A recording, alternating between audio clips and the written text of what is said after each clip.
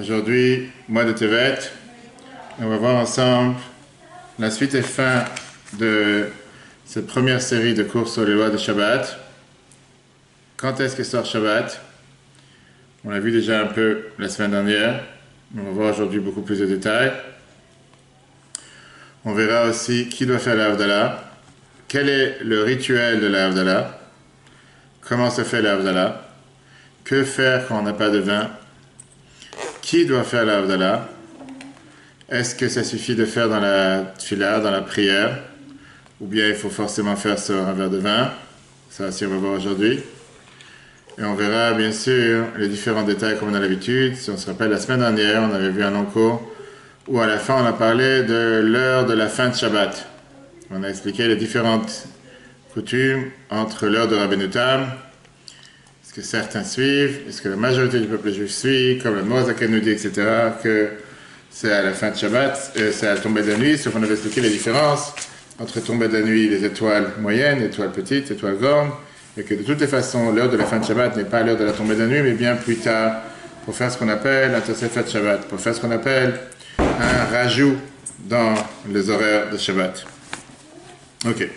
Aujourd'hui, ce qu'on va voir ensemble, c'est que les lois de la fin de Shabbat, et après, à la fin du cours, on va parler aussi des caractéristiques particulières de cette année, du jeûne de Tevet qui tombe vendredi. La fin de Shabbat, c'est quelque chose, on va dire, c'est un fait qui dépend du temps.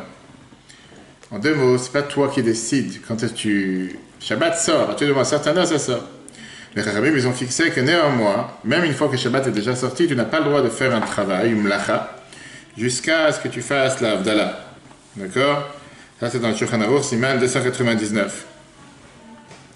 Pourquoi on n'a pas le droit de faire un travail avant de faire la Havdalah? Tu peux rien faire avant.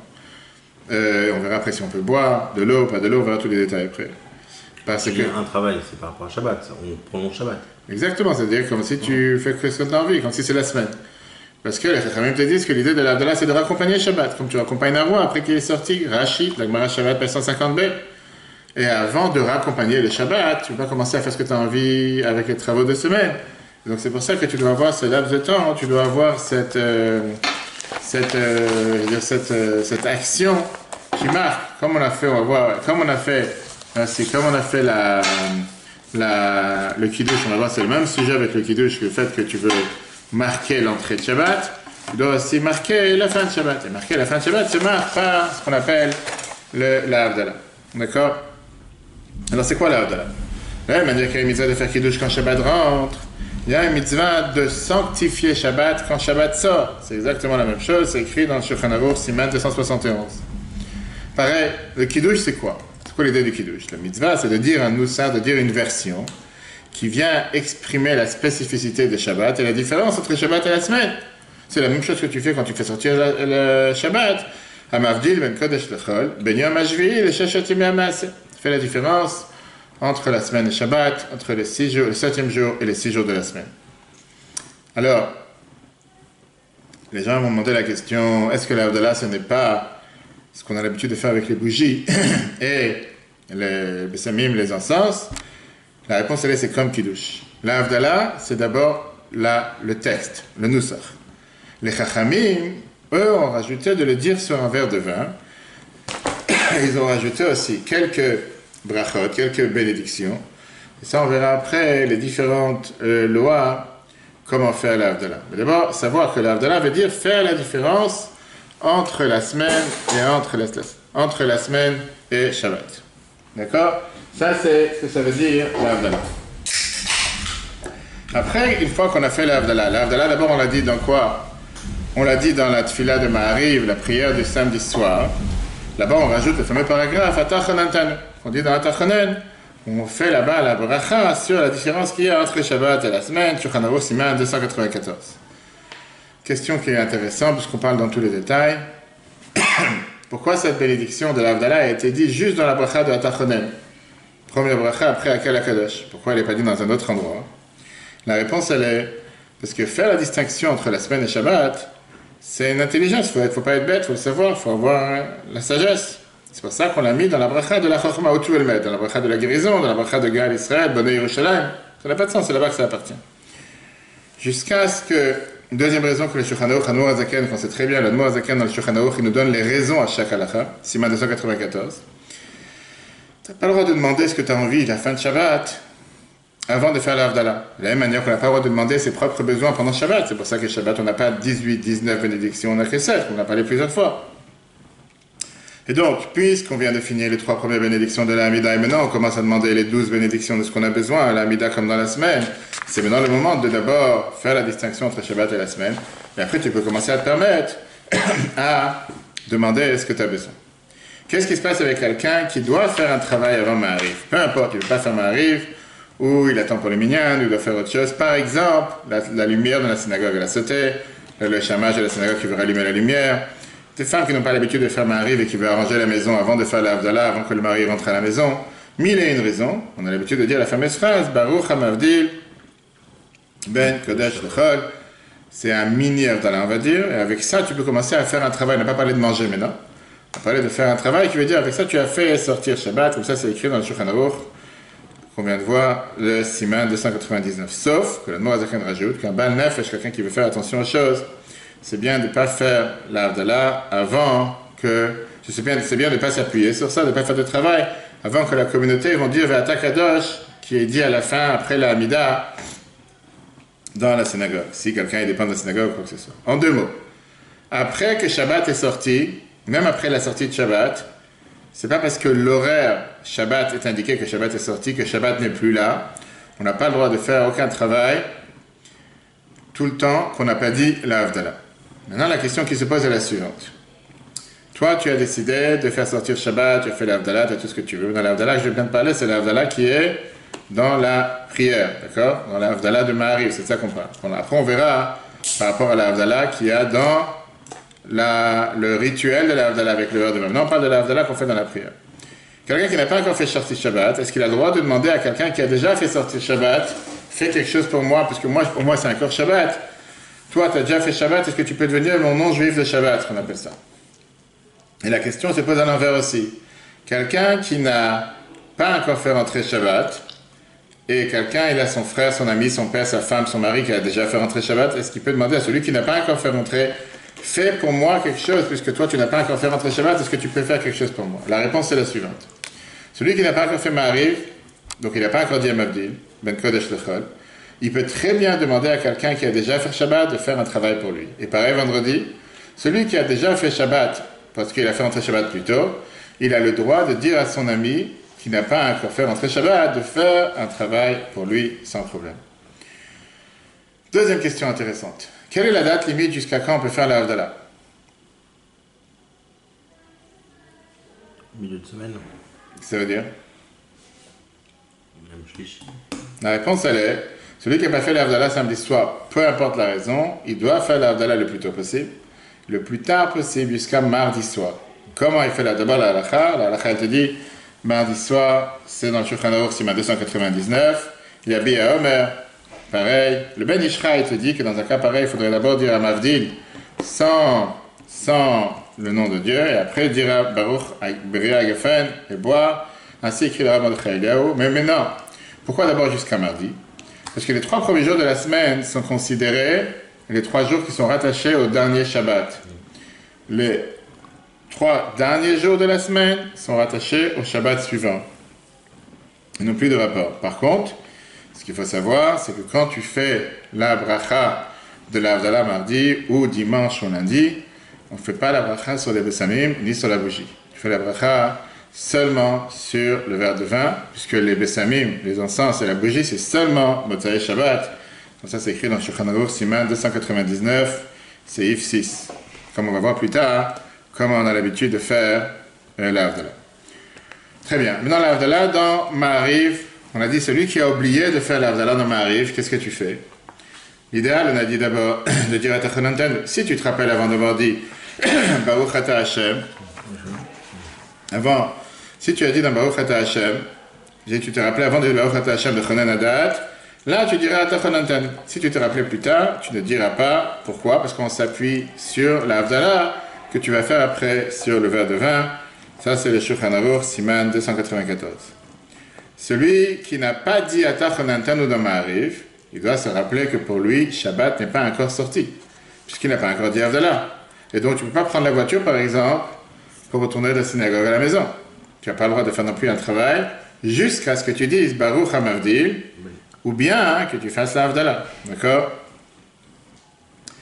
Question qui se pose. Quelqu'un qui n'a pas dit à Tachanantanu, mais il a fait un travail. Est-ce qu'il doit refaire la tefila encore une fois ou pas? Quel rapport avec toi dit la tefila? Il a fait un travail. Tu n'as pas fait Tachanantanu dans la tefila. Mais il a dit Baruch HaMavdil. Non. Si après la tefila tu as fait un travail avant la Havdalah, tu as oublié de dire Tachanantanu, tu n'as pas dit. D'après les Ashkenaz, tu dois reprier encore une fois la prière de Maariv sur Shulchan Aruch, Siman 294. Pour les Sfaradim, et ainsi pense aussi le Mishnah Berurah, Siman 294, pas besoin de refaire la prière. Concrètement, puisqu'on a ce débat entre s'il doit refaire la prière ou pas, avant de faire la deuxième prière, il doit penser, comme c'est écrit dans Shulchan Aruch en général, pour tout celui qui répète une prière, qui doit que si jamais il n'a pas besoin de refaire, que la deuxième prière qu'il refait, c'est une tfilat nedava. C'est comme si dans un don, il fait une deuxième prière parce qu'il aime le bon Dieu. Par contre, si tu as mangé ou tu as bu avant de faire Havdalah, après tous les avis, tu dois faire la tefila une deuxième fois, même après le Rav Ovadia, c'est 294. Mais pareil, il doit avoir cette pensée avant de comment on appelle ça, avant de faire la deuxième tefila. Pourquoi il y a une interdiction de manger ou de boire? Tout de suite, on y arrive. Tout de suite. Ça, ce qu'on vient de voir pour l'instant, c'était la Havdalah avec la prière. Comme on a dit tout à l'heure, la mitzvah de faire la Havdalah samedi soir, c'est en disant le texte de Havdalah, qui veut dire la séparation. Et ce texte, on l'a dans la tefila. C'est clair. Viens les Chachamim. Les Chachamim, ils ont fixé qu'en plus du texte qu'on doit dire dans la prière, on doit aussi dire une Havdalah avec une bracha sur un verre de vin. Comme n'importe quelle chose qui est important qu'on fait sur un verre de vin, la Mishnah Brachot, 51b, etc. Maintenant, ça, c'est la Havdalah auquel les gens font allusion en général. Alors on sait très bien que dans le langage halachique, la Havdalah auquel on fait allusion en général, c'est plutôt la Havdalah dans la prière. Maintenant, on va prendre justement tous ces détails. Première règle. Pourquoi on a fixé de faire la Havdalah sur un verre de vin? C'est écrit dans la Gemara Brachot 33. Les gens de la grande assemblée, quand ils sont montés de l'exil et ils étaient pauvres, ils n'avaient pas de possibilité d'acheter du vin. C'est pour ça qu'ils ont fixé de faire la tefila, la Havdalah dans la tefila et pas avec du vin. Quand maintenant ils sont devenus riches, ils ont eu des moyens, ils ont annulé la Havdalah qu'il y avait dans la tefila, puisqu'au final c'est les gens de la grande assemblée, il y a environ 2000 ans, qui ont fixé le Nusach qu'on a dans les Siddur, et ils ont refixé encore une fois la Havdalah sur le verre de vin. Après ils sont redevenus pauvres, ils ont décidé de la remettre dans la tefila. Et quand c'est revenu dans la tefila, ils ont dit à Mavdil bitfila, celui qui fait la Havdalah déjà dans la prière, s'il a la possibilité d'avoir aussi du vin, tsarir chez Avdil, gam à la cosse, ça serait bien qu'il fasse la Havdalah aussi sur un verre de vin. Donc, qu'est-ce qu'on voit d'ici? Que la Havdalah essentielle était bien sûr dans la tefila, dans la prière. Sur le verre, c'était au cas où. La réalité c'est quoi? C'est qu'au final, aujourd'hui, on fait les deux. Le kiddush, c'est différent. Parce que le kiddush, depuis le départ, ça a été fixé sur du vin. C'est pas que le kiddush était depuis le départ, tu fais rentrer Shabbat sur la prière. Si tu as de l'argent, tu fais sur du vin. Pourquoi? Parce qu'on sait que même un pauvre, il a le devoir de manger du pain à Shabbat. Et que s'il n'a pas la possibilité de faire kiddush sur du vin, il doit faire kiddush sur du pain. Par contre, la Havdalah se fait jamais sur du pain. Comme on a vu la dernière fois, on peut très bien faire la Havdalah sur du Khamar Medina, qui veut dire la boisson locale, habituelle dans les pays, etc. On peut revoir sur l'application Torah. Donc ça, c'est la règle. Très bien. Maintenant qu'on sait qu'est-ce qu'il faut faire, pourquoi on a fixé de faire la Havdalah sur du vin, regardons les détails. À partir du coucher du soleil de Shabbat, et c'est la raison pour laquelle quand on fait Seudah Shlishit, on a parlé la dernière fois, on arrête de manger en général au coucher du soleil, sauf si tu as fait Motzi avant, que tu peux manger jusqu'à la tombée de la nuit. On n'a pas le droit de boire ou de manger quoi que ce soit à part de l'eau, on voit la différence, jusqu'à ce que tu fasses Havdalah sur un verre de vin. D'accord? Ça, c'est d'abord le Shulchan Aruch, Siman 294. Et l'eau, c'est écrit dans la Gemara Psachim, ainsi que le Shulchan Aruch. Et ceux qui font attention d'après la Kabbale, ce qu'on parle d'après les coutumes de la Kabbale, même de l'eau, ils ne boivent pas, comme le Rabbi Yermeh dans Yom Yom, le Kaf HaChaim, dans le Shulchan Aruch de Rav Mordechai Eliyahu, etc., etc. Celui qui a commencé à manger pendant Shabbat et s'est lavé les mains, il peut continuer à manger jusqu'à ce qu'il fasse Birkat Hamazon, même si c'est 2-3 heures qu'on a vu la dernière fois, plus tard, Shulchan Aruch, Siman 294. Quelle est la raison? Pourquoi les Chachamim nous ont dit une chose pareille? Il ne pas le droit de manger ou de boire. Pour que les gens ne commencent pas à s'asseoir à table. D'abord, ils risquent d'oublier de faire Avdallah. Et ils vont traîner pour faire Avdallah. Ils disent, bon, maintenant on fait le repas d'histoire, on fait tout ça. Et après, quand on a le temps avant de dormir, on va faire Avdallah. Et combien ça va arriver? Que les gens ne vont pas faire l'Avdallah. Les Chachamim savaient qu'ils ont à faire. Et c'est pour ça que le Shulchan Aruch, Admor Azaken, dit dans Siman 294, les Chachamim, ils ont fixé, à la sortie de Shabbat, tu dois faire Avdallah. Pour ça, tu ne vas pas traîner, tu ne vas pas oublier, tu ne vas pas faire n'importe quoi. Ça, c'est la réponse. Donc, comme j'ai dit, différents avis si tu parles boire de l'eau ou pas, mais en tout cas, on ne peut pas manger le bois. Dans l'Avdallah, à part le faire sur un verre de vin, on a l'habitude aussi de sentir des bessamim, on va s'arrêter sur ces détails, de sentir des parfums, des bonnes odeurs. On fait la bracha dessus, c'est la Gemara, la Mishnah Brachot 51b et le Shulchan Aruch Siman 296. Même quand tu t'es rendu quitte de l'Avdallah de quelqu'un d'autre, tu as le devoir de sentir le bessamim toi-même. C'est pas juste que tu te rends quitte, parce que l'autre il a aspiré le bessamim, il a senti le bessamim que tu te quittes avec sa bracha. Et on fait la bracha aussi sur les bougies, Shulchan Aruch Siman 298. Quel rapport?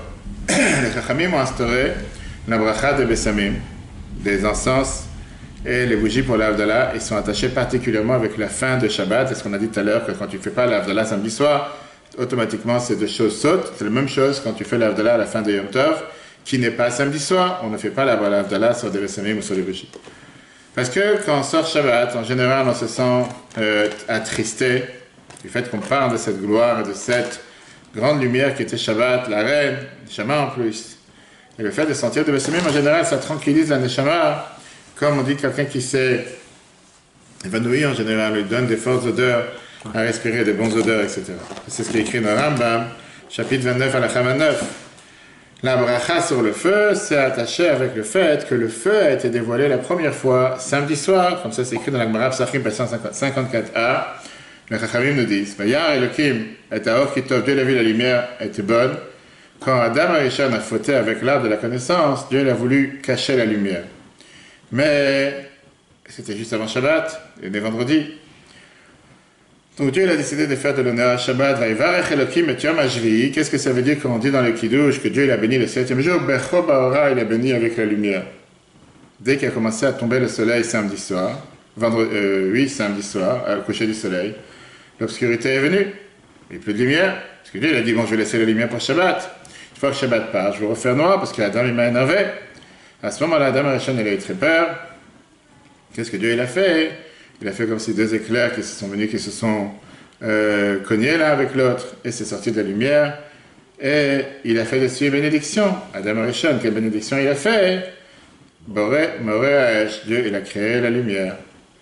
Donc ça va comme Shmuel, que Shmuel il vient et te dit, c'est la raison pour laquelle on fait la bracha sur la lumière samedi soir, parce que c'est le début de sa créature, elle vient d'être créée samedi soir. Birkat Absamim, la bracha sur les parfums, sur les encens, c'est comme tous les Birkat Ananim, qui veut dire, c'est une bracha qui n'est pas forcément attachée à samedi soir seulement. Tu peux faire cette bracha à n'importe quel moment de la semaine. Les Sfaradim, on avait pu le faire pendant une Brit Mila, parfois des autres événements. Mais les Chachamim, ils ont instauré de le sentir et de faire la bracha dessus Motzei Shabbat. Alors que Birkat Hanel, la bénédiction sur la bougie, c'est une bracha particulière qui a été, si on peut dire, inventée, fabriquée pour samedi soir. Et c'est une des seules brachot qu'on fait alors que tu as aucune action ni aucun profit. Tu ne profites pas de cette lumière, tu n'es pas obligé d'éteindre les lumières pour avoir, comme certains font malheureusement. Tu n'as pas besoin d'éteindre les lumières, tu n'as pas besoin d'être dans le noir, tu peux très bien avoir des centaines de LED. Et pourquoi on fait cette bracha? Pas pour un profit, on l'a fait juste pour remercier Dieu d'avoir créé la lumière à ce moment-là, c'est tout, rien d'autre. Ok, celui qui n'a pas de... Qu'est-ce que je viens de dire? C'est oui, la Gemara Psachim. Celui qui n'a pas de samim, qui n'a pas d'encens, qui n'a pas de clou de girofle, il n'a pas de feuilles de menthe, il n'a pas de de pétales de tout ce qui peut se sentir, etc. Et c'est important parce qu'on verra après dans les détails sur quel type de samim tu peux faire la bracha ou pas. Tu veux prendre le parfum de ta femme et faire des samim dessus? Alors, tu prends les parfums de ta femme, tu fais des samim dessus ou pas? Ça dépend quel bracha. Il y a 3 brachas différentes. On va voir les 3 brachot. Mais je te demandais une question précise. Tu prends le parfum de ta femme, tu l'as acheté un parfum à 500 €, je sais pas si ça existe. Peu importe, tu l'as acheté le plus beau parfum sur terre. J'ai le souvenir dans l'enfance qu'on prenait le parfum, la bouteille de parfum. Bouteille de parfum, tu fais des samim dessus. Ah, il n'y a rien dedans, c'est que du vent et c'est que de la pollution. D'accord. Il y a une odeur. Quel rapport? C'est quoi combien de pourcentage? Tu fais sur quoi la bracha? On va voir. Est-ce que tu fais sur du vin, sur de vaporisation? Il n'y a pas de mamachut, il n'y a pas quelque chose de. Il n'y a rien rien, c'est du vent. C'est pas naturel. À part que ça tâche tes habits pour certains, c'est tout. On va voir. Celui qui n'a pas de bessamim ou il n'y a pas de bougie pour faire l'Avdallah samedi soir, je ferai l'Avdallah seulement sur un verre de vin. À ce moment-là, bien sûr, il ne dira pas la bracha sur le bessamim et sur les bougies. D'accord? Il va rater deux brachot, c'est tout. Si maintenant dans la nuit, il va trouver des bessamim, ça arrive régulièrement, il va trouver une bougie là, il pourra faire la bracha sur les bougies. Il fait s'il a fait bessamim. Non. Il peut faire un ensemble. Il peut faire Boré Priagafen et il continue sans rien. Il n'a pas de bessamim, il n'a pas de bougie. Il fait l'Avdallah sans bessamim, sans bougie. Quand il aura des bessamim plus tard, il va faire une bracha particulière. Quand il aura la bougie, il fera une bracha particulière pour la bougie. Okay. En deux mots, l'un n'empêche pas l'autre. Comme ça, c'est écrit dans Mishnah Berurah, dans Yakut Yosef, Siman 298. Par rapport au verre, on a parlé longuement, si tu te rappelles, le verre pour le kiddush, et c'est exactement la même chose. Il n'y a pas de différence entre le verre qu'on doit utiliser pour l'Avdallah et le verre qu'on utilise pour le kiddush. Le verre doit être assez grand, doit être entier, doit être propre, tous les critères qu'on a vus. Les mêmes critères. Oui, les mêmes critères. Shulchan Aruch, Siman 296, Kaf HaChaim et Yalkut Yosef disent la même chose. Okay. Deux flammes. On va y arriver à ça. C'est les deux équipes. On va y arriver. Oui, exact. Minimum 2. C'est pour ça que on a en général une bougie d'Avdallah qui est torse sadeh, qui est voilà. Mais tu peux très bien prendre 2 bougies uniques et les mettre côte à côte, ou 2 allumettes et les mettre côte à côte, etc., etc. Le vin doit être un vin de qualité, comme on a vu dans les kiddush. Le vin blanc, il est caché pour l'Avdallah d'après toutes les avis. Ça ne veut pas dire qu'il n'est pas caché pour les kiddush. Comme on a vu déjà les détails, si c'est meilleur que le rouge, tu peux très bien les prendre, il n'y a pas de problème. Tout le monde peut prendre du vin blanc. Mais tu peux utiliser n'importe quelle autre boisson qu'on a l'habitude de le boire dans la culture du pays, dans la région où tu vis. Ce qui est appelé dans le langage de la halakha Khamar Medina, qui veut dire la boisson locale, la boisson du pays. Quelle est la boisson locale en France? J'ai aucune idée. Alors en Russie, c'est très simple, c'est la vodka. Il y en a qui vont te dire. En France, c'est le vin. En France, c'est le vin. Le vin, exactement. Donc c'est la boisson locale, qu'est-ce que tu veux. Non, il y en a qui te diront de la bière, il y en a qui te diront du thé, chacun avec ses. Bien sûr qu'à ce moment-là, on ne fait pas à gueule, on va faire chacun. L'epsamim, on va parler maintenant d'epsamim. Quel type d'epsamim peux-tu utiliser? Tu peux prendre un parfum, tu peux prendre du tabac. C'est une question que je pose. Parfum, tabac, tu peux prendre des feuilles de hadas, des feuilles de myrte qu'on a dans le lulav. Le rabbi donnait des fois des feuilles de hadas à des gens en leur disant d'utiliser pour les samim toute l'année. Hadas, ça sent. Le troc, d'accord? Clou de girofle, nana. Aujourd'hui, tu as limonada, tous ces autres trucs. Alors, d'abord la règle. La règle, elle est que, par rapport au tabac, les chachamim, les poskim, les décisionnaires, ils disent qu'on ne fait pas de bracha dessus. Pourquoi? Parce que l'odeur n'est pas du pur tabac à 100%. Il y a des concentrés, il y a des autres ingrédients qui sont mélangés à l'intérieur. Automatiquement, tu ne le vois plus avec les yeux. C'est que de la poudre. Tu ne sais pas faire la différence entre quoi et quoi. Comme ça, c'est écrit dans le Bayeret Siman 216. Par rapport à un parfum, monsieur le rabbin, malgré que ça sent très fort pour certains parfums, c'est de très bonnes odeurs, comme j'ai dit, des fois c'est un prix qui coûte une fortune. Néanmoins, il y a des grands débats à l'Afrique et des grands doutes si on fait une bracha dessus. Parce que la majorité des fois, les parfums, c'est du synthétique. C'est pas quand c'est écrit muscle, je sais pas quoi, c'est pas vraiment des parfums. Et donc, on a une règle dans la halakha que ça fait que quand tu as un doute sur une bracha, on fait pas, tu sais pas ce qu'il y a vraiment dedans. Je fais un parfum à la menthe ou à la lavande, c'est vraiment de la lavande, c'est vraiment ci, c'est vraiment ça. C'est pas des feuilles de lavande. Les feuilles de lavande ne discutent pas. Des branches, des tiges de lavande. C'est pas. On fait pas une bracha. Comme j'ai dit, c'est un débat à l'Afrique, c'est pas simple. Ensuite, quelle bracha on fait en général sur les psamim? Là, tu as mentionné tout à l'heure qu'il y a trois brachot. Tout dépend d'abord l'épice ou. Pas l'épice, les plantes que tu vas respirer, ça c'est déjà rien à voir avec la halakha de Shabbat, ça n'a rien à voir avec la halakha de Motzei Shabbat, c'est Birkot Ananim. On peut faire tout un cours et plusieurs cours sur différentes Birkot Areach, les bénédictions qui sont sur les odeurs. Mais là, on va expliquer rapidement les brachot qu'on fait en fonction de ce que tu as dans la main. Sur des plantes douces, on va dire comme des nanas, c'est pas des trucs rigides, à ce moment-là, on fait Boré Isbe le Samim. SF qui veut dire la pelouse en général, d'accord? La traduction. Si c'est une plante qui a des bourgeons durs, des bourgeons comme par exemple tu as dans le romarin, ou tu as dans la hadas, la feuille de myrte, ça vient des petites boules en général, Et pareil, si tu as de l'huile qui sort d'une telle plante, comme l'huile d'eucalyptus, je ne sais pas comment on dit ça en français. Hein? Eucalyptus. On fait dessus la bracha Boré Atse Besamim, qui a créé des bois qui ont une bonne odeur. Si c'est des fruits qui ont une bonne odeur, comme le hétrog ou le citron, il y a le Kout Yosef, d'après le Rav Ovadia. Il y en a qui te disent que la bracha sur le citron, c'est Boré Mine Besamim. Néanmoins, on fait la bracha Anoten Reach Tov Baperot, celui qui a donné de bonnes odeurs dans les fruits. Quand maintenant on a un doute, ou on a une machloket, on a un débat, on ne sait pas quelle est la bracha qu'il faut faire, on fait la bracha Boré Mine Besamim. Ça, c'est d'après les Sfaradim. Des fois, c'est compliqué comme ça. Mais non, d'après les Ashkenaz. Le meilleur, c'est de le faire sur une plante que depuis le départ, sa bracha, c'est Boré, Mine, Besamim, comme des clous de girofle, comme ça, tu ne rentres pas dans les problèmes. C'est pour ça que dans les communautés Ashkenaz, en général, on fait beaucoup, régulièrement, on cherche des clous de girofle. Tu ne verras pas des Ashkenaz qui prennent en général des feuilles de menthe ou des feuilles de... Pourquoi pas? À mis à part que ce n'est pas tellement courant dans leur pays aussi. En Russie, etc., ce n'est pas des choses qui poussaient. Dans l'Europe de l'Est. Ça, c'est ce qui est écrit dans Mishnah Berurah. Néanmoins, c'est pas fini, parce que tu as beaucoup de poskim qui te disent, Ashkenaz, que même si tu respires et tu sens quelque chose d'autre, Motzei Shabbat, c'est bien de se forcer à faire la bracha Boré Mine Besamim. Il ne faut pas chercher autre chose. Prends depuis quelque chose que tu fais Boré Mine Besamim, comme ça c'est écrit dans Magan Avraham, Sima 297, et Shulchan Aruch de Mor Zakai, la même chose. Pourquoi les Sfaradim ont l'habitude de faire une bracha sur le hadas, feuille de myrte, qu'on a, comme je t'ai dit, à Sukkot et qu'on peut durer toute l'année? Le Beth Yosef, il écrit que la Kabbale, les kabbalistes disent qu'il y a un sod, il y a un secret dans le hadas de faire dessus une bracha Motzei Shabbat. Comme ça, c'est écrit dans les Zohar par Shabbat. Après la halacha, on te dit qu'on ne fait pas une bracha juste, on ne va pas chercher des feuilles de myrte juste pour faire la bracha dessus. C'est sur le hadas que tu as utilisé pour le lulav. Parce qu'il y a une règle dans la halacha que puisque tu as utilisé quelque chose pour faire dessus une mitzvah, tu pourras l'utiliser pour faire avec une autre mitzvah.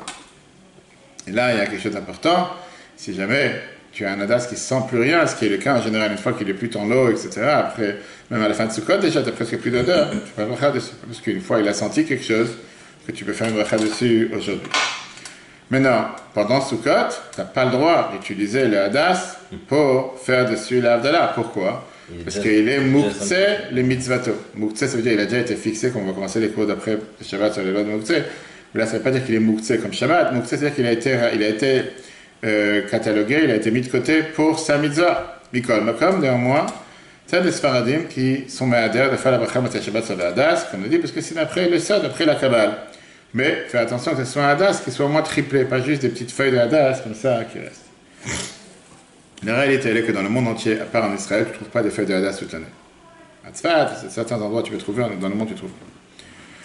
Ok, la bougie, tu as demandé tout à l'heure la question. Quand on fait la bracha sur la bougie, il faut faire sur une torche qui a minimum 2 flammes ou plus, qu'on appelle dans la halakha avuka, une torche.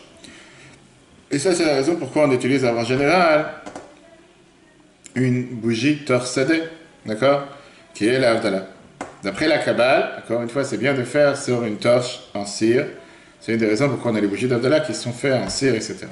Et ne pas croire, ne pas se fier à ce qui est écrit sur le papier, que c'est des choses qui ne coulent pas, etc. Parce que c'est juste sur le papier que c'est écrit. Ça n'a pas de sens. Si tu n'as pas de bougie torsadée, tu peux très bien prendre 2 bougies séparées ou 2 allumettes, unir les flammes quand tu fais la bracha sans problème. Shulchan Aruch, c'est 298, Kaf HaChaim, et ainsi que Yalkut Yosef. Pourquoi on doit faire ça? Pourquoi tu ne veux pas avoir seulement une seule bougie? La réponse est là, puisque comme tu fais Boré Me'oresh, encore une fois, c'est cela de Moazak Anossé Shulchan Aruch, c'est tellement magnifique que chaque chose, il y a la raison. Tu dis Boré Me'oresh, Dieu a créé les lumières. Quand tu parles au pluriel, minimum 2. Parce que c'est bien qu'il y ait au moins 2 flammes et pas seulement une seule flamme. Shulchan Aruch Siman 297. Comment on fait l'Havdalah maintenant? Debout ou assis? Hein? Assis. Ok. Il y a plusieurs coutumes. Toi, pour toi, tout est une chose. Non, mais je connais. Bah oui. Tu ne veux pas dire c'est comme ça, on fait comme ça, il faut savoir. Il y a plusieurs coutumes dans le Nusach, la version de l'Havdalah. Lors de l'Havdalah, on peut le trouver dans tous les différents Sidurim. Aujourd'hui, on va voir quelques halachot de base. Les Sfaradim ont l'habitude de faire l'Havdalah assis. Comme ça, c'est écrit dans le Shulchan Aruch, Siman 296. Néanmoins, pareil dans les chutes, les responsables Yechavedat. Le Ben Ishchai, qui est aussi un Sfarad, te dit que dans l'Havdalah qu'on fait à la synagogue, il doit être fait debout. Le Rav Mordechai Eliyahu, qui est aussi un des grands poskim et décisionnaires séfarades, dit qu'on fait l'Avdallah debout. Ainsi c'est écrit dans le Kitzur Shulchan Aruch du Rav Mordechai Eliyahu. Pour les Ashkenazes, on fait l'Avdallah tout le temps debout. C'est Ramos Siman 297. Pourquoi? Quelle différence? Pourquoi tout il faut débattre entre les Sfarades et les Ashkenazes? Pourquoi ça ne peut pas être des choses simples? La réponse elle est comme ça. La coutume qui te dit qu'il faut faire de manière assise, c'est parce que celui qui fait l'Avdallah, il remplit en général les autres. Et pour la halakha, pour Boré Priagafen, la halakha elle est que tu quittes seulement quand tout le monde est assis ensemble. À ce moment-là, c'est considéré comme si on a tous bu la même chose. Donc on se rend quitte avec la bracha de celui qui a fait la bracha. Pour les Ashkenazes, puisque de toutes les façons on est tous réunis, on n'est pas obligé d'être assis ensemble, ça aide pour faire la bracha Boré Priagafen. Concrètement, les Sfaradim pensent que ça c'est bon pour le kiddush. Ils font le kiddush debout comme la Harizal et on est quitte avec la bracha Boré Priagafen. Pour les Ashkenazes, alors pourquoi il faut faire la Havdalah debout? Parce qu'ils te disent, dans le Kolbo, cette année dans le Beth Yosef, l'Irvod Amelech, pour honorer le roi qu'on raccompagne. En général, quand tu raccompagnes un roi, tu raccompagnes debout, pas assis. C'est pour ça qu'on fait debout. Comment on ferait un couple que le mari Ashkenaz, la femme séfarade au contraire? Ah, il sera debout, l'autre il sera assis. Non, je rigole. Ça, c'est encore une histoire. Mais non. C'est compliqué. Non, c'est pas compliqué, laisse. Dans l'Avdallah, on a l'habitude de faire plusieurs choses qui sont de bonne augure pour montrer qu'on va avoir une bonne semaine. La source de toutes ces coutumes, ils sont en général dans les coutumes ashkénazes. Avant les brachas de l'Avdallah, on a l'habitude de dire plusieurs versets qui sont une bracha pour la semaine à venir. C'est écrit dans le Ramos, Siman 296. Le verre de vin, on le fait déborder en général quand on le replie pour montrer une abondance de bénédictions. À la fin de l'Avdallah, on a l'habitude de verser du vin qui reste sur le feu de la bougie de l'Avdallah. Comme ça, c'est écrit dans le Shulchan Aruch, Siman 296. Quelle est la raison? Pourquoi on reverse du vin? Parce qu'on n'a rien à faire. On peut juste gaspiller. Je connais pas. Et pourquoi tu le fais? Comme ça. Habitude. La source, elle est, parce que la Gemara, Eruvin, page 65a, te dit Kol shen yain nishpach betor beto kamaim eno bichlal bracha. Tout celui qui n'a pas le vin qui se verse dans la maison comme de l'eau, il ne rentre pas dans la catégorie de bénédiction. Donc, on veut montrer que une abondance de bracha, c'est peut-être pas pour ça qu'il faut verser une bouteille, mais c'est pour ça qu'on fait déborder. On tient la Havdalah comme pendant le kiddush. On le lève avec la main droite et on le lève à une certaine hauteur. On a vu déjà ça, on peut revoir sur l'obligation et Torah. Et pendant la Havdalah, on a l'habitude de regarder aussi sur le verre de kiddush. C'est comme ça que c'est écrit dans le Shulchan Aruch, Siman 296. Avant de faire la bracha sur les Vesamim, on a l'habitude de prendre les Vesamim avec la main droite, comme n'importe quelle mitzvah qu'on fait. On fait la bracha et on sort les Vesamim. On voit les vidéos et les photos avec le rabbi qui faisait la bracha sur les Vesamim, etc., qui posait le verre et prenait les Vesamim avec les deux mains. Comme j'ai dit, n'importe quel bracha qu'on a l'habitude de faire, on a l'habitude de le faire en général avec la main droite. On fait passer en général, on lève avec la main droite le verre, on le fait passer à la main gauche, ou de la main gauche, on le met dans la main droite. Ou bien il y en a qui ont l'habitude, comme on a l'habitude chez nous, de mettre le verre sur la table, et quand on va faire la bracha mavdil après, on relève le verre pour terminer la bracha. Pourquoi on a fait comme ça l'ordre des bénédictions de la Havdalah? Réponse très intéressante qu'a écrit le Rashbat, de Shimon ben Rav Tzemach, dans son livre Yavin Shmua. Il est écrit comme ça. D'abord le vin, parce que le vin, il est beaucoup plus important que tous les autres sens, on va dire. Le goût, le sens du goût, c'est un des sens les plus épais par rapport à tous les autres sens. Après, tu as le sens de l'odorat, qui est beaucoup plus fin, que tu respires en général et tu sens de loin. Et après, tu as le sens de la vue, qui est encore beaucoup plus fin, que tu peux voir jusqu'aux étoiles. Et la Havdalah, on a dit tout à l'heure, c'est quoi? C'est de voir la sagesse, de faire la distinction entre le jour de samedi, le jour de Shabbat et les jours de semaine. C'est pour ça qu'on a mis cette bénédiction de Chonan Adat. Et donc, le cerveau, il est encore beaucoup plus fin que tous les autres sens. C'est pour ça qu'on a mis ça avec cet ordre. D'abord, on a mis la langue qui goûte le vin. Après, le nez qui sent, qui est déjà à un niveau plus raffiné. Les yeux qui voient que c'est un plus raffiné, et après on a mis la dernière bénédiction de l'Havdalah, qui est le cerveau qui est encore beaucoup plus raffiné. C'est la raison pourquoi les ordres de bénédiction sont faits de cette manière. Et là, on a un détail intéressant. Beaucoup de synagogues et beaucoup d'endroits, tu vois, quand les gens font l'Havdalah, les gens sont à 10 km, ils mettent avec les mains, ils s'attrapent, et ils se poussent, etc. La bracha sur le feu, on ne le fait pas de loin. La bracha sur le feu, tu dois le faire seulement de près, d'une manière que tu pourras éventuellement utiliser le feu, s'il n'y aurait pas eu de bougie ni quoi que ce soit. Et donc, c'est la raison pour laquelle on fait Boré Moréaesh c'est écrit dans le pseudo d'Amozaken. On regarde en général sur les ongles pour montrer comme quoi on va commencer à utiliser la lumière qu'il y a avec le feu. Comment on fait? Dans l'habitude, il y a ici de nouvelles images, on a l'habitude de fermer la poignée comme c'est écrit la main droite, ou les deux mains, chacun différent. Si écoute Yosef, il te dit la main droite. Chez Chabad, on a l'habitude de faire les deux mains, main droite et main gauche. Et on recouvre le pouce, on va tout de suite voir pourquoi. Et on regarde sur les ongles qu'il y a sur les 4 doigts. Comme ça, c'est écrit dans le Shulchan Aruch, Siman 298, Ben Israël, écoute Yosef, la même chose. Les Ashkenazim, ils ont l'habitude de rouvrir, de refermer, de regarder encore une fois sur les ongles. Ça, c'est pour montrer qu'on veut utiliser, qu'on veut utiliser la bougie maintenant. Donc si tu as 10 mètres, 5 mètres, 3 mètres, pas besoin de faire une chose pareille. C'est seulement quand tu es proche. Est-ce que tout le monde et est-ce que chacun doit faire la bénédiction sur les bessamim et les bougies? Il y en a qui ont l'habitude qu'une personne fait la bracha pour tout le monde, comme ça ils font les sfaradim, mais comme ça ils écrit aussi le Mishnah Berurah. Il y en a qui font le hido, la beauté de la mitzvah, tout le contraire. Que tout ce que je peux faire tout seul, j'ai fait tout seul, et comme ça, ils font beaucoup d'Echsidim. Si je peux faire une bénédiction moi-même, pourquoi me rendre quitte par quelqu'un d'autre? Comme ça, c'est écrit dans la Ruch HaShulchan et Badeh HaShulchan. À la fin de la bracha de l'Avdallah, celui qui fait l'Avdallah, il a le devoir de boire minimum 86 ml. 86, c'est le même compte numérique que Kos, il veut dire un verre. Et c'est aussi la mesure halachique d'un révi'it. C'est comme ça que c'est écrit dans Mishnah Berurah, il y a Écoute Yosef. Et concrètement, différent du Kiddush, ici, on ne voit jamais vu que celui qui fait l'Avdallah distribue du vin à tous ceux qui ont entendu pour se rendre quitte. Quelle différence avec le Kiddush? Pourquoi pour le Kiddush on dit qu'on distribue à tout le monde? Même si on a vu la dernière fois que tu n'es pas obligé de le faire. Si quelqu'un n'a pas bu du vin du Kiddush, il est aussi quitte. Et pourquoi pour l'Avdallah on ne distribue pas? Tu fais l'Avdallah samedi soir? Oui, mais je ne sais pas pourquoi on distribue. On va parler avec ta femme. Par rapport aux femmes... Les garçons goûtent, les femmes non. Alors justement, ça c'est d'après la Kabbale. Parce qu'à Amrou Chazal, les Chachamim ils ont dit Et Sadat, c'est écrit dans le livre de Tolat Yaakov de Rabbi Meir Ibn Gabbai, des grands kabbalistes qui avaient vécu à Safed il y a 500 ans. Chachamim nous dit que l'arbre de la connaissance était la vigne. Il y a beaucoup de divergences, en tout cas c'était pas un pommier, certains disaient que c'était la figue, le blé, peu importe. Et comme elle a pressé du vin pour lui donner, et par ça, elle voulait se séparer de l'homme, puisque l'idée elle était de se marier, si on peut dire, avec le serpent, se séparer de l'homme par le vin. C'est une des raisons pourquoi les femmes, pour les Sfaradim, ne goûtent pas le vin de l'Avdallah. D'accord? C'était amené dans le Shalom, dans Magan Avraham aussi. Par rapport aux autres personnes, il n'y a pas d'interdiction de partager le vin de l'Avdallah. Mais il n'y a pas besoin de partager, ça c'est l'idée. Différent du Kiddush. Là-bas, dans le Kiddush, il y a une mitzvah de goûter. La première source de celui qui dit ça, c'est Rav Sadia Gaon. Et là-bas, il te dit qu'on n'a pas besoin que tout le monde goûte. Le Mishnah Berurah, il te dit que la raison pourquoi on ne distribue pas le vin de l'Avdallah, c'est à cause de Bracha Acharona. Dans le Kiddush, après il t'a fait Kiddush, tout le monde se lave les mains, tout le monde fait motzi, on mange le repas, et tout le monde fait Birkat Hamazon, on va se rendre quitte de la Bracha. Dans l'Avdallah, celui qui fait l'Avdallah, il doit boire minimum, on a dit, 8 centilitres 6, pour faire Bracha Acharona. Donc on a décidé de ne pas partager du vin. Il faut mieux qu'il boive tous les verres, etc. De quoi il va commencer à partager à tout le monde, si tu veux vraiment. Tu aurais pu demander, pas besoin. Dans le Or HaChama, il explique une raison principale.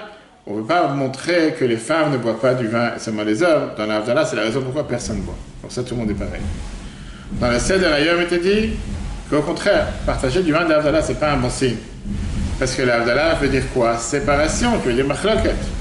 Il n'a pas dit, il a dit, j'ai pas une explication logique pour ça. On sait très bien que le Rabbi partageait le vin de l'Avdallah pendant des heures et des heures, mais ça ne s'appelait pas le vin de l'Avdallah. Ça s'appelait Kos Shel Bracha. Pourquoi? Parce que c'était en général le verre avec lequel il avait fait des Khat Amazon. Et après, sur lequel il avait fait Zimoun, c'est de là qu'il partageait pendant des heures et des heures à des gens qui venaient de partout pour recevoir un peu de vin, en mélangeant dans les autres bouteilles, etc. On a l'habitude, comme c'est écrit dans Shulchan Aruch, c'est 296, il y a Écoute Yosef, la même chose, de mettre les restes du vin de l'Avdallah dans les yeux. À l'époque, quel rapport? Tu vas dire encore une fois, c'est très simple. À l'époque, c'était très habituel de mettre tout type de crème et de pommade sur les yeux pour guérir la faiblesse des yeux. À l'époque, ils avaient des médicaments beaucoup plus simples qu'aujourd'hui, ce n'était pas remboursé par la Sécu.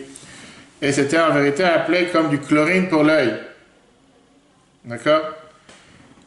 Mais non, chlorine, c'est pas le chlorine qu'on a aujourd'hui, parce que ça n'a rien à voir. Killer, c'était le nom du médicament. Pareil, on a l'habitude dans le vin de l'Avdallah, il y en a qui mentionnent ça aussi pour le Kiddush, pour montrer qu'on a la mitzvah, que ça vient nous éclairer les yeux, comme Satan a l'habitude de dire à ce moment-là, mitzvah Hashem baram me'erat enaim, que le mitzvah de Dieu nous éclaire les yeux. Il y en a qui ont l'habitude de le dire quand ils font ça, etc. Certains le disent qu'ils ont vu le Rabbi le dire, ne rentre pas dans les détails. Beaucoup ont l'habitude de chanter des Mizmirot après l'Avdala pour accompagner Shabbat avec des chansons. Et aujourd'hui, c'est très tendance en Israël, comme en Amérique, comme en Europe. J'ai vu ça dans beaucoup d'endroits, de faire l'Avdala avec de la guitare et des orchestres entiers, que l'Avdala peut durer 3/4 d'heure, des chansons avant, des chansons après. Pourquoi pas? Quand Shabbat il sort à 5h d'après-midi ou 6h, ça peut pas faire du mal. Mais quand Shabbat il sort à 11h du soir, en mois de juillet, j'ai vu ça chez quelqu'un en mois de juillet à 11h du soir, les gens ils étaient fatigués. Ils disent Shabbat il est tellement tard, qu'est-ce qu'on va commencer à chanter pendant 3/4 d'heure? Aujourd'hui, c'est très très tendance dans le monde entier, pourquoi pas. Ok. Qui doit faire l'Avdala? Est-ce que les hommes et les femmes ont le même devoir de faire l'Avdala ou pas? L'Avdala, c'est une obligation sur chacun, mais il n'y a pas d'obligation à chacun de faire l'Avdala soi-même. Tu peux très bien te rendre quitte de quelqu'un d'autre, comme on a dit tout à l'heure, contrairement au Kiddush. Et là, il y a un détail important. Même si la personne n'a pas écouté la bracha Borei Gafen, mais elle a écouté la dernière bénédiction à Mavdil Ben Kodesh Lechol, il est quitte de l'Avdala. D'accord? Ça, c'est écrit dans Shulchan Aruch, d'Admor HaZaken, c'est 296. Et c'est ce qu'on a l'habitude de faire. Maintenant, pour pouvoir se rendre quitte, soit celui qui a fait l'Avdala, soit ceux qui écoutent, on a le devoir d'écouter l'Avdala comme il faut. Tu ne peux pas juste t'amuser sur ton portable et faire autre chose, et là, je me rends quitte banalement. Et on ne répond pas Baruch Hu Baruch Shemo, parce que Shomea Keone, celui qui écoute, c'est comme s'il a répondu, il n'a pas le droit de faire un Hefsak au milieu de la bracha. Ça, c'est Shulchan Aruch, d'Admor HaZaken, Siman 124. Dans l'Avdala, on n'a pas le droit de faire à travers un Zoom, ni à travers le téléphone, ni à travers n'importe quel appareil électronique. Et donc, tu ne peux pas entendre l'Avdala par un téléphone ou par un micro. Et je reviens à ce point important qu'on a aujourd'hui des bénédictions par les micros, comme on a dans les mariages, etc. Que la réponse, elle est que même si tu enlèves le micro, tous ceux qui sont autour, ils entendent sans micro. Et c'est pour ça qu'on se base sur la permission d'avoir un micro. La même chose, certains te diront par rapport à l'Avdala, la prière, que le fait que tu as 10 personnes autour de toi, peut-être certaines synagogues, dans les anciennes synagogues européennes, où le chazan, etc., il est dans une bima tout seul, et les gens, ils sont beaucoup plus loin, très éloignés. À l'arrivant parlant, ça peut poser problème. Si tu entends que par le micro, tu ne peux pas entendre sans micro. La réalité, elle est que n'importe quel... Moi, je me rappelle, j'étais en Serbie, en 96, je crois. On avait passé tout l'été là-bas, dans tous les Balkans, j'ai dit Bosnie-Herzégovine, Serbie, etc. Et il y avait là-bas le grand rabbin qui est Shabbat, bref, il avait le synagogue, il y avait le micro qui marchait. Et la consul israélienne, il me voit, monsieur le rabbin, je sais que c'est pas pour vous, parce que je suis extraterrestre, mais le pauvre, il n'a pas de voix, il est vieux, il est venu en tramway à l'époque où il a travaillé pour Shabbat. Qu'est-ce que je te fasse? Pas ça qu'on va faire pour un micro. Un micro, je ne vais pas venir de Shabbat par Shabbat, même par rapport à une fila en général. D'accord? L'Avdala n'est pas une obligation masculine. C'est une mitzvah aussi pour les femmes. Pour ça, c'est écrit dans Shulchan Aruch, c'est 296. Et c'est pour ça qu'une femme qui n'a pas écouté l'Avdala de quelqu'un d'autre doit quand même faire l'Avdala soi-même. C'est pas que bon, c'est pour les hommes. C'est écrit dans Shulchan Aruch d'Admor HaZaken, Siman 296, et Yalkut Yosef, Siman 296. Une femme qui se marie n'est pas à la maison, il est en vacances ou il est à Dubaï, ou va savoir aux Seychelles, ou je sais pas où, elle doit faire l'Avdala toute seule. Maintenant, regardons les détails. Shulchan Aruch, il est écrit comme ça. Les femmes ont le devoir de faire l'Avdala comme le Kiddush. Il y en a qui ne sont pas d'accord avec ça. Il y a une règle dans Shulchan Aruch, la chose suivante. Stam et Yeshambrim halakha ki stam. Quand la halakha te dit quelque chose, sans dire, il y en a qui pensent, ça veut dire que tout le monde pense comme ça. En deux mots, tu as, quand la halakha te dit, les femmes ont le devoir de faire l'Avdala, ça c'est stam, on ne dit pas qui ni quoi, c'est comme ça c'est la règle. Il y en a qui sont pas d'accord avec, les Sfaradim ils vont te dire, on va toujours la halakha qui stam, comme ceux qui ont dit, il faut faire, on ne va pas aller d'après la deuxième avis. Et donc ils te disent que les femmes doivent faire l'Avdala sans différence. Vient le Ramo, qui est pour les Ashkenazes, et tu dis qu'il faut craindre les deux avis. Et donc il te dit comme ça, puisque Misafek, c'est un doute s'ils ont le devoir de faire l'Avdala ou pas, ils doivent écouter l'Avdala, mais ils n'ont pas la même obligation que les hommes. Et donc, une femme peut faire l'Avdala pour elle-même, puisque les Ashkenazes pensent que même une chose dans laquelle on sait très bien que les femmes n'ont pas l'obligation comme les hommes, elles peuvent faire la mitzvah d'elles-mêmes et faire la bracha. On a vu ça longuement la dernière fois, si tu te rappelles, que même pour les Sfaradim, s'ils veulent, peuvent faire la bracha, on a vu ça pour les bougies, etc., les autres détails. Comme dans les lulav et tout le reste. La différence, elle est que bien sûr, une femme, puisque ce n'est pas une obligation du même niveau que les hommes, elle ne peut pas rendre quitte quelqu'un qui a eu l'obligation de le faire. C'est comme un enfant qui n'a pas 13 ans, elle ne peut pas rendre quitte un adulte qui a plus de 13 ans. D'accord? On verra sur les détails après. Néanmoins, comme on l'a dit tout à l'heure, les femmes n'ont pas l'obligation de boire du vin de l'Avdala. C'est la raison pourquoi c'est écrit dans Mishnah Berurah que c'est bien que s'ils peuvent se rendre quitte de quelqu'un d'autre, pourquoi pas. Des enfants, les garçons et les filles ont le devoir d'écouter l'Avdala s'ils savent déjà l'importance de Shabbat, et c'est important, pourquoi pas. Au contraire, de faire entendre aux enfants, c'est ce que je fais à la maison, en tout cas. J'ai l'élève qui à chaque fois veut manger juste une demi-heure avant Shabbat, etc. Et c'est déjà passé le temps, j'attends, on va faire l'Avdala, après tu vas manger. Pourquoi pas qu'ils comprennent qu'il y a un ordre, bien sûr, il ne peut pas rendre quitte les autres. Pour les Sfaradim, on a l'habitude de faire l'Avdallah à la synagogue après Ma'ariv, en règle générale.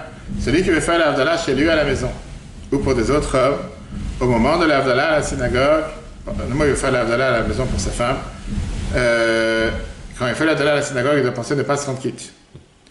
Parce que comme ça, il aura toujours l'obligation de faire l'Avdallah, il pourra faire l'Avdallah à la maison pour la famille. Parce que si jamais il est déjà quitte, on va avoir tout de suite un problème à l'Afrique de plusieurs décisionnaires. Est-ce qu'il peut venir à la maison et faire l'Avdallah seulement pour sa femme? Il n'a pas besoin, parce qu'il est déjà quitte. Elle a qu'à faire toute seule. Comprends? S'il veut faire l'Avdallah pour des enfants, il n'y a aucun problème. Et rentrons dans les détails. Tout ça, c'est dans Shulchan Aruch, c'est 296, pareil pour Yakut Yosef. Qu'est-ce qui se passe si tu dois faire l'Avdallah pour quelqu'un qui n'a pas encore écouté? D'après la halakha, elle est que même si quelqu'un est déjà quitte, il a déjà fait l'Avdallah, il peut refaire la bracha pour rendre quitte des autres personnes qui n'ont pas encore fait l'Avdallah. Mais à ça, il y a 3 dérogations. Premièrement, cette halakha, elle est seulement valable pour les brachas des mitzvot et pas birkot hanayanin. Tu veux dire, la bracha du mitzvah et pas une bracha sur des choses que tu tiens à tirer un profit. Et donc, par exemple, bonnet b'nei besamim. Quand tu fais la bracha de b'nei besamim, tu dois refaire la bracha sur les besamim toi-même et respirer toi-même, les sentir toi-même, c'est ce que Magan Avraham. Pas te rendre quitte du fait que tu étais déjà rentré tout à l'heure. Deuxièmement, même si tu peux faire l'Avdallah pour quelqu'un d'autre qui n'est pas encore quitte, qui n'est pas encore rendu quitte, viens les Géonim et te disent que si jamais cette personne pour qui tu fais l'Avdallah peut faire l'Avdallah lui-même, il a qu'à faire tout seul. Parce que l'Avdallah n'est pas le même niveau que Kiddush comme on a vu tout à l'heure, comme c'est écrit les Shulchan Aruch d'Admor Zaken, Siman 296. Ça n'a pas le rapport avec quelqu'un qui fait l'Avdallah pour ses petits-enfants, comme on l'a vu tout à l'heure, pour des enfants qui doit les éduquer. Parce qu'il a le mitzvah, l'obligation d'éduquer ses enfants. Donc il peut très bien faire la bracha pour eux. Et même s'il fait birkot hanayanin pour eux, comme par exemple Bruin et Bessamim, il n'a pas besoin de ressentir le Bessamim encore une fois. Mais il y a une règle générale. Que quand tu fais une bracha, tu peux faire une bracha seulement pour quelqu'un qui a le devoir de le faire. Et puisque d'après le devoir des femmes dans l'Avdallah, il y a une machloket, on a vu tout à l'heure entre Sepharad et Ashkenaz, que les Sfaradim pensent que la femme a le devoir de faire l'Avdallah. Et les Ashkenaz pensent qu'il y a un doute. Pour les Sfaradim, tu peux très bien faire l'Avdallah pour ta femme, parce qu'elle a le devoir de faire l'Avdallah, sauf, comme on l'a dit tout à l'heure, si elle sait le faire toute seule, elle peut le mieux qu'elle le fasse toute seule. Pour les Ashkenaz, tu ne peux pas refaire l'Avdallah seulement pour elle, parce qu'il y a une avis qui te dit que les femmes n'ont pas le devoir de faire l'Avdallah, comme c'est écrit dans Magan Avraham. Pareil pour ta fille. Pour les Sfaradim, tu peux faire l'Avdallah pour elle, pour les Ashkenaz, tu ne peux pas, parce que ça se peut qu'il n'y ait pas de devoir d'éducation pour une fille qui n'est pas forcément dans le devoir de faire l'Avdallah. Qu'est-ce qu'on fait après samedi soir? Pour certains, ils sortiront en boîte. Il y avait une réponse du Rabbi à Shlomo Kunin. Aujourd'hui, ça n'existe plus, ça va bientôt, ça sera fini les post-corona. Shlomo Kunin nous a raconté, c'était l'étudiant de Rabbi en Californie, depuis, je ne sais pas, une cinquantaine d'années. Il avait un cours de Tanya. Et lundi soir, je crois, il y avait beaucoup d'étudiants avec YU, Yeshiva University à Los Angeles. Et il n'y avait pas beaucoup de monde. C'était dans les premières années, c'était difficile. Donc il s'est dit, avec eux, Rabbi, peut-être il va décaler le cours de Tanya de lundi soir et samedi soir. Parce que, en se disant, samedi soir, tu auras plus de monde. Les gens, ils sortent. Alors lui, il a encerclé ce qu'il a choisi samedi soir. Alors lui, il a répondu, Yesh lahem malasot. Ils ont quoi faire. En termes, c'est pas le meilleur soir pour organiser un cours de Tanya ou quoi que ce soit, quelque chose de fixe. Après l'Avdallah, on a l'habitude de dire les psukim comme Veitan Lecha, etc., qui sont des bénédictions pour avoir une bonne semaine. Comme ça, c'est écrit dans le Zohar, dans le Tour, 1994, Ben Ishraï. Il y en a qui ont l'habitude de le dire 2 personnes ensemble. C'est un, il souhaite à l'autre. C'est bien de commencer la semaine avec une mitzvah. C'est pour ça qu'on a l'habitude, par exemple, que quand on fait attention, pour ceux qui font attention, de ne pas plier le talit pendant Shabbat, de le plier juste après Shabbat. C'est connu ce que la Bible avait dit, que ça, c'est la meilleure des choses pour montrer qu'on veut avoir Shalom Bayit. Quand il a dit, il pense que Shalom Bayit, c'est marcher sur le pied de sa femme, ou faire la vaisselle, et je sais pas quoi. Lui, il a dit, quand tu vas montrer que tu laisses pas tes affaires traîner après samedi soir, et que tu vas plier tes affaires, ou bien tu vas commencer à remonter les manches et faire la vaisselle, c'est comme ça que tu vas avoir l'harmonie dans le couple. Pas en montrant que tu es le patron, je sais pas quoi. On a l'habitude de faire un repas le samedi soir, mais laver Malka, pour honorer le Shabbat qui repart. Et c'est écrit dans la Gemara, Shabbat 119, Shulchan Aruch, comme on l'a vu tout à l'heure, Siman 300. Et c'est bien que ça soit proche des horaires de Shabbat, et pas à 2h, 3h du matin, qu'on ne voit pas du tout le rapport que c'était avec Shabbat. C'est pour ça que c'est appelé ce repas Melavé Malka, accompagner la reine. On a l'habitude en général de se laver les mains, ceux qui ont l'habitude, Shulchan Aruch, Siman 300, ou bien de manger des maisonnettes, des gâteaux, ou au moins des fruits. Certains ont l'habitude, comme ça c'est écrit dans Yakut Yosef, etc. Certains ont l'habitude de faire un plat particulier pour samedi soir. Dernier point, quelle est l'idée derrière le repas de samedi soir? On a une tradition, c'est écrit dans Midrash Rabbah, qu'il y a un os dans le corps de l'humain qui s'appelle l'etzem luz, l'os luz, pas le loser. Et lui, c'est un os qui n'a pas profité de ce qu'il a mangé Adam Arishon Adam dans l'Etzadat, l'arbre de la connaissance. Et même si malheureusement depuis ça a été décrété le fait qu'une personne doit retourner à la terre, tu viendras de la terre, tu retourneras à la terre, cet os ne pourrit jamais. C'est à partir de cet os que quelqu'un va se relever à la résurrection des morts, et lui, il bénéficie toute sa vitalité seulement du repas de Melavé Malka. Il y en a qui ont l'habitude de faire un plat particulier pour Melavé Malka, c'est écrit dans la Gemara sur Rabbi Avaou qu'il avait l'habitude d'utiliser un veau tous les samedis soirs juste pour Melavé Malka. Et Rabbi Avaou, il avait l'habitude de manger un des reins du veau à l'époque. Quand son fils il a grandi, il a dit pourquoi faire une chose pareille? Tu peux prendre le veau que tu as utilisé pour vendredi et tu mets quelque chose de côté, tu l'utilises pour Melavé Malka. Ils ont commencé à faire ce qu'il voulait faire. Il gardait de la viande de vendredi un peu pour samedi soir. Est venu un lion et il a dévoré le veau qui était réservé pour samedi soir. Et donc, autrement, ils n'ont rien gagné dans l'affaire. Ils pensaient qu'ils allaient gagner un veau, ils n'ont rien gagné. C'est l'histoire de l'Agmara, le Magen Avraham, le Shech Nahor, il te dit que c'est pour ça qu'on a l'habitude de faire un plat pour samedi soir, de la viande ou autre chose. Beaucoup de gens ont l'habitude de faire du laitage, c'est très américain, parce que les Shabbat, on a tellement mangé de viande, etc. Ils font du laitage, peu importe chacun ce qu'il a envie. Les Chassidim te disent, au nom du Rabbi Maharash, que le monde a l'habitude de faire 3 erreurs. Le monde dit que raconter une histoire de Tzadikim, raconter une histoire du Baal Shem Tov samedi soir, c'est un ségoula pour la Panassa. Il dit c'est quoi les 3 erreurs?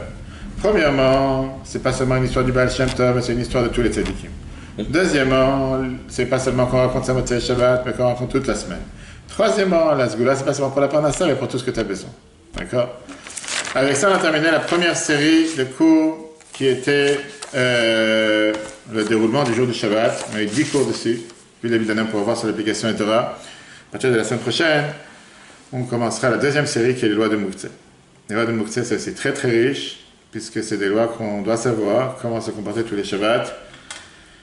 Et c'est très riche, je ne sais pas si ce sera 10 cours ou plus, mais c'est tellement de nuances et de notions intéressantes que parfois il y a des choses qu'on considère Mouktsé qui ne sont pas du tout Mouktsé, des choses qu'on ne considère pas Mouktsé qui sont Mouktsé. On verra ça c'est du à partir de la semaine prochaine. On va terminer quelques minutes sur le jour de jeûne que nous avons ce jeudi, qui est un jour de jeûne vendredi, qui est un jour de jeûne rarissime en termes du fait que c'est le seul jeûne dans tout le calendrier juif qui peut tomber un vendredi et qu'on ne le décale pas. En règle générale, tous les autres jeûnes, on va tout de suite dans les détails, tous les autres jeûnes, on les fait jeudi, ou quand ça tombe Shabbat, on les fait jeudi, ou bien on va les décaler comme Tisha B'Av et le 17 Tammuz. Alors que le 10 Tevet, qui est le 6 jours où a commencé le siège de Nebuchadnezzar sur Babylone à Jérusalem, le 9e année du règne de Tzidkiya. Et à cause de ça, ça a eu cet effet, pas cet effet secondaire, cet effet boomerang qui a fait que d'abord il y a eu le siège, après 3 ans, la muraille a été cassée. Premier temps, deuxième temps, tout ce qui est Jérusalem a été détruit, a commencé par le jour du 10 Tevet, et jusqu'à aujourd'hui, ça n'a jamais remis. Après, on est toujours en exil. À part ça, à la fin, il y a la destruction des 2 temps. La Rabbanout Arachite en Israël a rajouté une autre connotation à ce jeûne depuis la Shoah pour le considérer comme le Yom HaKadish HaKlali. C'est très bien que le jour de la Shoah dans le calendrier laïque n'est pas en règle avec la halakha, parce qu'on n'a pas le droit de faire un jour de pleurs ou un jour de deuil dans le mois de Nissan. Et comme ils l'ont fixé en général le 27 Nissan, c'est pour ça que la Rabbanout a fixé le jour du 10 Tevet comme le jour du Kaddish général. On fait Kaddish pour tous les parents et tous les proches des 6 millions qui sont morts pendant la Shoah.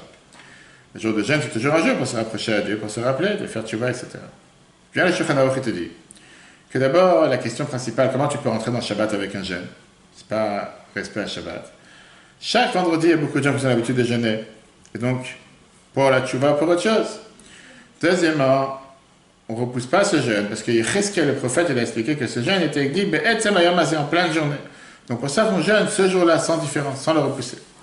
La Bouddha, il vient et te dit que si jamais le jeûne du 10 Tevet serait tombé Shabbat, on aurait dû le jeûner Shabbat, parce que c'est le premier, c'est le jour qui a commencé tous les malheurs. Néanmoins, d'après la configuration des calendriers que nous avons aujourd'hui, il ne pourra jamais tomber Shabbat. Mais si jamais il aurait eu la possibilité de tomber Shabbat, on aurait dû jeûner Shabbat. C'est le seul jeûne. Donc c'est pour ça que quand il tombe vendredi, on jeûne aussi. Le jeûne commence au lever du jour, je crois 6h56, si je me rappelle bien, et il termine à la tombée de la nuit.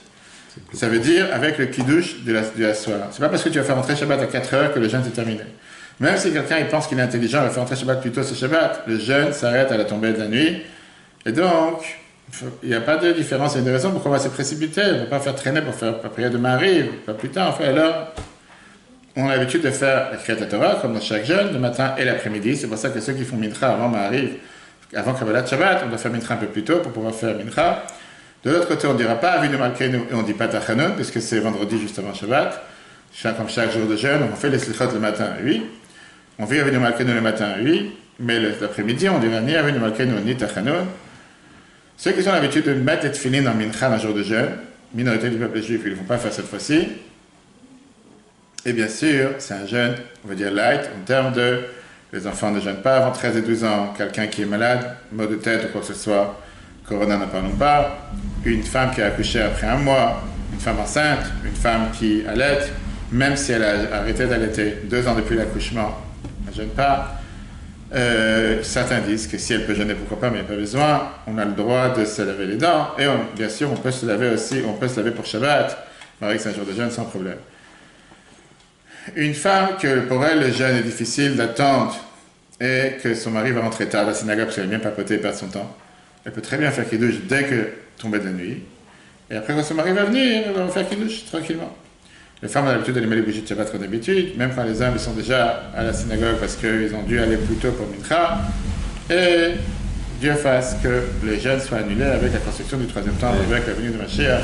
Voilà les règles principales par rapport au jour de jeûne de ce vendredi. N'oublions pas que le 25 décembre, ce n'est pas une fête juive, c'est une fête peut-être pour le monde, mais c'est la fête de Hanouka, on l'a passée la semaine dernière.